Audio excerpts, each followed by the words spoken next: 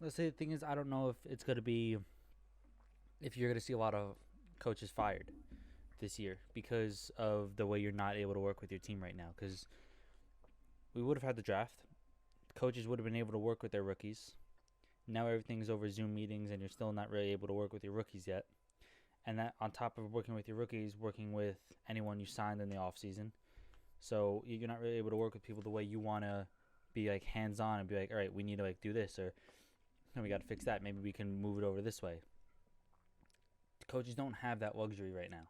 So I do feel that you're not going to see a lot of coaches fired or you're not going to see a lot of changes because realistically they haven't had the opportunity to coach the way they want to coach. So I don't think, like, for example, Adam Gase, if the Jets don't make the playoffs or they're not fighting for it, yes, it's a disappointing season. But I don't know if they fire Adam Gase over it. Now, if they go like 2-14, that's a different conversation we're having. But I feel like if they're hitting around the same mark they hit last year, around the 7 win mark, like I would say like 5 to 9 wins if they're over there, or I'm gonna say 5 to 7 because I feel like if they get more than 7, I feel Adam Gase is keeping his job no matter what. But if I say 5 to 7, I feel like no matter what, Adam Gase is going to stay there. Anything below that is a really, really disappointing season for the Jets. And then, yeah, maybe you do consider offloading Adam Gase and getting a new head coach. But him not able to work with anyone on the team other than Zoom meetings is a lot different than being hands on and telling people how you want a certain thing done. So Yeah, but he was already on the hot seat from last season because after last season, Jets fans were already calling for his head. There was already billboards that fans had, donated to a GoFundMe page that, and there were like leading up to the stadium for Week 17, they had Adam Gase's face on like a Joker, um, like Photoshop with the Joker makeup on and like calling him a clown and stuff. So I feel like he was already on the hot seat. So yeah, I do understand the point. I feel like other coaches may get that luxury, but I feel like Adam Gase is on the hot seat this season. So despite him not having the offseason that a normal coach would have, I feel like the Jets are like they're not going to give him that luxury. Like he had such a bad first season with the way he handled player relationships, the way he handled media. He looked like a fool sometimes. And I'm not talking about the crazy eyes. I'm talking about after losses, calling out other players and literally never taking the blame himself. So I feel like that's the reason that the Jets ownership is still going to expect a much better season because he's already on the hot seat. Mm-hmm. No, yeah, I get that. I think that's like respectable and everything. I just feel like it's like not being able to do as much this year with your team heading into the season. You're not able to prepare the way you want to prepare. Like they'll still have preseason and everything, but by the time preseason comes, you normally have your rookies knowing exactly what they should be doing at every given time. Now, if they make a mistake here and there, it's fine.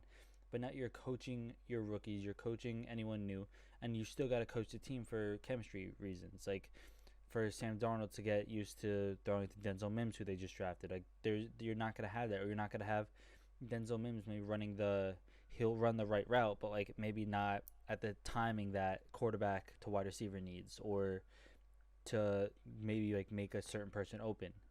Like things like that is going to be very hard to work with through preseason. It's going to be a lot more work that they're going to have to put in. So I'm not saying that he's not on the hot seat and that he's not going to get fired, but I feel you're not going to see as many firings this year as you would in previous years if a team did really bad. Because I feel like there is that kind of leeway, or that like, oh, if we have a couple less wins, it's okay this year, or like whatever you expect. Now, if you're like, I don't know, if you're the Chiefs and you have like 7 wins, then yeah, maybe you like really consider it. Because let's be real, that's just a horrendous year if the Chiefs do that. But again, that's if that happens. That is a couple big ifs.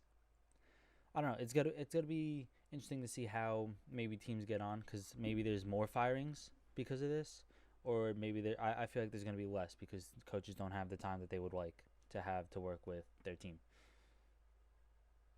I think there's a lot of coaches who are forcing their players to have OTAs. I don't know if I know you're a big Saints fan, but being a Jet fan, I saw that Josh Allen of the Bills and Sam Darnold, they went to the same place in Florida for a week and invited majority of the skilled positions on offense to a little camp that they did for like a week and a half, both quarterbacks. Josh Allen did it 1 week, and then Sam Darnold was the week after.